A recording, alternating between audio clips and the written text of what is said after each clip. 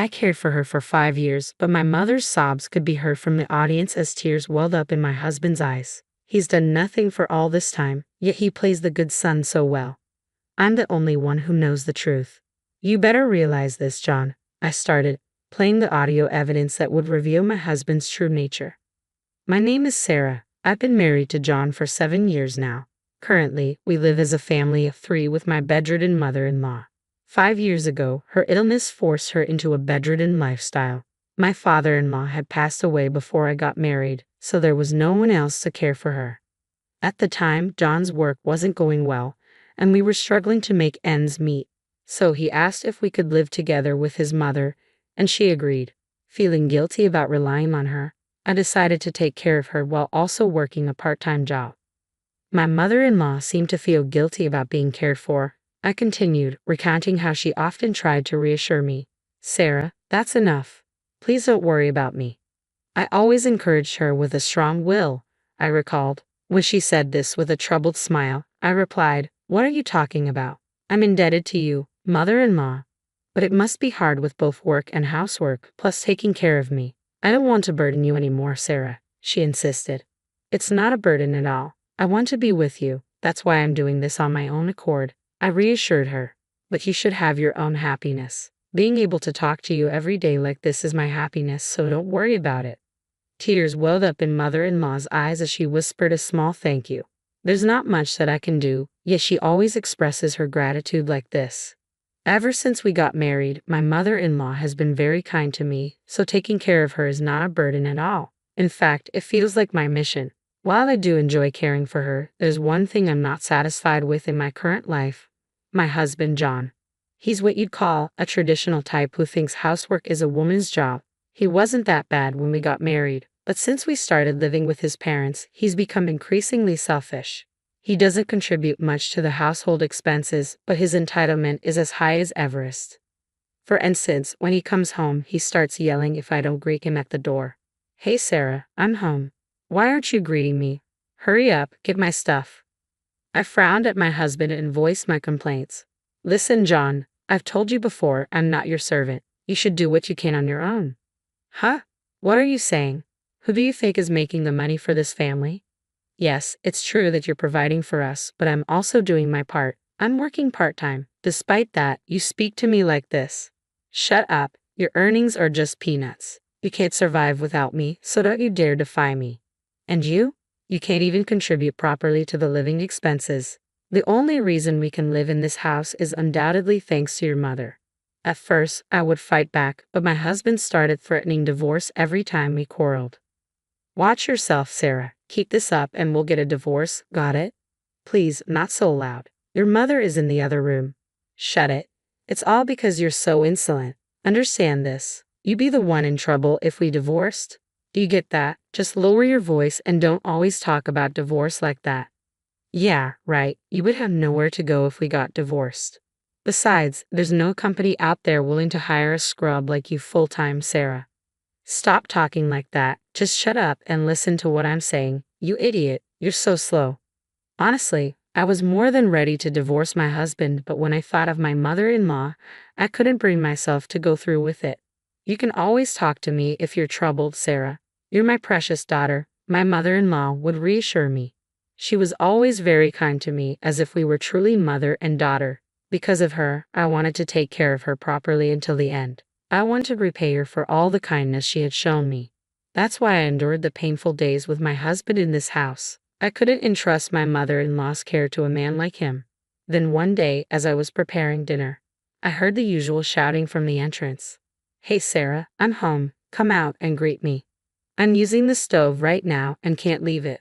What, are you kidding me? What kind of wife doesn't prioritize her husband? My husband, who had lost his patience, stormed into the living room. Hey, what are you thinking? I always tell you to greet me when I come home. Why don't you understand? As you can see, I was just frying something. I don't care. You should have timed it to be finished when I come home. You're useless. Well, you never tell me when you'll be home. I told you not to talk back. A useless and insolent wife is nothing but garbage. My mother-in-law, who had come out upon hearing the harsh words, spoke in a stern voice. John, that is no way to talk, is it? Oh, Mom, you're still alive. Sarah is working hard every day for this household for both of you and me. That's what a wife is supposed to do, right? She earns a little, is half-baked in housekeeping. She's basically social trash. Enough is enough. My usually quiet mother-in-law raised her voice on the spot. You wouldn't say what you want about me. Don't you dare slander Sarah. What, Mom? Are you on Sarah's side too? You two are colluding, huh? My mother-in-law, who usually remains silent, continued to speak. This time, John, one request. Ha! What is it? Just put me in a nursing home. I don't want to be a burden on Sarah anymore. Ha! A nursing home. Where do you think we have that kind of money? We still have your father's inheritance and my pension. I don't need a fancy place. At my mother-in-law's unexpected remark, I was at a loss for words. Mother-in-law, have you been considering this? Thinking about me? Tears welled up in my eyes at the thought of her kindness. However, it was completely lost on my husband. At the suggestion, he made a deeply disgusted face. Don't joke around. There's no way we're putting you in a nursing home. That's a waste of money. Please don't say that. Life would be easier in this house if I wasn't here. If we put you in a facility, the neighbors and my colleagues will start gossiping that I'm an ungrateful son, won't they? You don't need to worry about what people think. I still want to be a burden to you. Then shut up and do as you're told, old woman. I'm taking care of you, isn't that enough? John, you don't do anything. Huh? I let you live in this house and I make Sarah work too. Isn't that enough for you, ungrateful woman? Unable to bear my husband's words, I raised my voice. Are you talking about who's the ungrateful one here? This house originally belonged to your mother, didn't it? Ah, are you talking back to me again? But that's true, isn't it? 5 years ago, when you were fired, we were in trouble, and didn't your mother-in-law gladly take us in? How can you say that? Ah, shut up, both of you. And I'm not doing this reluctantly. I'm taking care of mother-in-law out of my own will. Stop making unilateral decisions. Despite my desperate plea, my husband just said, "That's true. Troublesome," and left the room. In the awkward silence, my mother-in-law kept apologizing and crying. It's not your fault, mother-in-law. The one at fault is John. Every day, I was frustrated by a reality that I could not control. A few days later, while I was cleaning the house, a man who claimed to be an acquaintance of my mother-in-law's came to visit. Mother-in-law looked surprised, but she wore a full smile. Oh, is that you, Jackson? You came to visit. Well, if I was asked to visit my senior Linda, I couldn't refuse, could I? I remember treating you a lot at work when we were younger, right? Yes, I'm grateful. So what's your will? Why did you call me today? Ah, yes, actually, looking at me, mother-in-law said, sorry, could you step out for a bit? Assuming they had a lot to catch up on, I happily agreed, saying, sure, and went out to buy some sweets. This man Jackson apparently was a junior when mother-in-law was working. It had been a while since I saw mother-in-law looking so happy. When I thought it was time to come back, Jackson was just about to leave. Oh, excuse me, I'm about to make tea. No, that's fine. We finished our conversation, but thank you for always taking care of Linda. She's a benefactor to me, so it's reassuring to know that she has a daughter like you. He bowed his head to me and left. Since then, Jackson has been regularly visiting mother-in-law, and they always have a lively conversation. It was a few months later that my mother-in-law's condition worsened, and she had to be rushed to the hospital. When I urgently called my husband, he responded with disbelief. My mom's in danger. As if I care. You're there, you can handle it. But the doctor said her condition's unpredictable. Please, I need you. Ah, no way. Plus, I'm leaving for a business trip today. What now? Of all times, please try to cancel it. Are you stupid? There's no way I can do that. Handle it on your own and don't call me until I reach out first. With that, he hung up abruptly. Not knowing what to do, I slumped down in front of my mother-in-law's hospital room. He's going on a business trip while his mother is in this state? This is just too cruel. How am I supposed to tell my mother-in-law? Just as I was sinking into despair, Jackson appeared. Oh, Sarah, what's wrong? Ah, Jackson. Something happened, right? Let's go to your mother-in-law's room for now. Okay. When we entered the room, my mother-in-law looked at us and struggled to speak. Jackson, you're here. So, does that mean you did what I asked? Yeah, but are you sure about this? Of course. I have to clear things up before I go, don't I? I understand. Then my mother-in-law weakly took my hand. Sarah, there's something I want you to know. What is it? My son has been withdrawing money from my account for his pension and spending it on his mistress. An affair? He's a man who treated me like a maid. I had some idea from the start, but to think he was even taking money from his mother's pension. I asked Jackson to investigate the matter. I see, so that's why my mother-in-law called Jackson to the house. Jackson, please record what I'm about to say. It will be my last will. Understood, Linda. Jackson slowly took out a voice recorder. Once he finished recording everything, he placed it in my hand. How you use this recording is up to you, Sarah. Up to me? Yes, I'm the only one who can avenge my mother-in-law. I squeezed her frail hand back with strength. The next day, my mother-in-law passed away, leaving her final revenge in my hands. On the day of the funeral, 2 days later, my mother-in-law, who had always been popular, drew a large crowd. Seeing this, my husband made an inappropriate comment. Wow, I didn't expect so many people to come. It's a great opportunity to show off my skills as chief mourner. What are you talking about? You weren't even there when she died. Ignoring my reproach, he continued casually, I'll make everyone cry with my touching eulogy. My bosses from work are here too. If they're moved by how filial I am, it could boost my reputation and lead to a promotion. Just kidding. How can you act like this when your mother just passed away? Just think about it. Now that mom's gone, I'll get dad's inheritance, right? Man, I'm so lucky. Ignoring my trembling rage, my husband cheerfully went on to give the eulogy.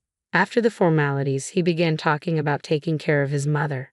Then, with tears in his eyes, he said, I have devoted myself to caring for my mother for 5 years, but in vain. She has passed away. But I have no regrets. I am proud that I could support my mother until the end. At my husband's eulogy, sobs could be heard from the audience. Perhaps pleased with the reaction, my husband continued to speak indefinitely with a touch of drama as if he had always been a dutiful son.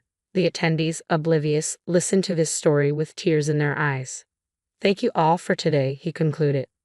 With his closing words, I stood up. As the room began to stir, I stood before my husband and took out a voice recorder. What are you doing? Ignoring my husband's restraint, I raised my voice to the attendees. Ladies and gentlemen, finally, please listen to this recording. As I pressed the play button, my mother-in-law's voice flowed from the voice recorder. Her voice at that time, recorded in the hospital. Thank you all for attending today. There's something I absolutely want you to hear, so I've left this voice message. My husband and even the attendees were stunned by the unexpected turn of events. I believe you've just heard my son's speech. Probably he was talking as if he had been a dutiful son. The recording continued in my mother-in-law's voice that knew my boastful husband well. She had a good grasp of his likely behavior as a parent. I increased the volume of the voice recorder so that everyone could hear. However, my son did not care for me. He just kept shouting at me and my daughter-in-law, Sarah. Of course, we have audio evidence of him verbally abusing Sarah and me. As my husband's face turned red, he shouted, What is this? Stop this. Ignoring him, I continued to play the recording. Besides, hi son, I was withdrawing my pension from my account without my permission. I'm giving it to another woman, not Sarah. One day, I noticed something odd about my son and had an old friend look into it, and this fact came to light. The attendees were all filled with anger, while my husband turned pale. Finally, my mother-in-law delivered a final blow to my husband from heaven. I have a request for everyone. Please do not give my inheritance to my son. You could donate it, destroy it, whatever. Anyway, I will not forgive my son. I need your help. With those words, the voice ceased. My husband was in a panic, shouting something, but no one was there to help him. On the contrary, all of the attendees were giving him cold stares. Looking down at my husband, I said coldly, Do you understand? This is the result of what you've been doing. You abandoned the care of your mother and were having an affair. You've learned a lot from this, haven't you? Wait, Sarah, I was wrong. So, you are not going to say something stupid like, help me, are you? Let me tell you, I will never forgive you. After tormenting your mother and ridiculing people, there's no one who's going to help you. Suffer in hell. In the midst of the attendees' cold stares, my husband collapsed onto the ground, pale-faced. After that, I divorced my husband. There was no reason for me to be with him now that my mother-in-law had passed away. I later heard that he had been fired from his job. His boss had been at the funeral, so it was a predictable outcome. I demanded alimony from my ex-husband for his mistress. Apparently, his mistress was furious about this and promptly dumped him. A few months later, my ex-husband was able to find a new job through Jackson's introduction, but that was also part of my mother-in-law's plan. My ex-husband was working at a company known to Jackson, and from his salary, he was paying me alimony. Thanks to this, the alimony is paid to me every month without fail. Meanwhile, I started living alone with the money my mother-in-law had left me. Jackson, who was worried about me, even introduced me to a full-time job. All of this was apparently in my mother-in-law's will. I can't thank my mother-in-law enough for everything she's done for me. I said a prayer in front of my mother-in-law's grave and thanked her in my heart. Thank you so much, mother-in-law. I swore to myself that I would cherish this life I was given thanks to my mother-in-law.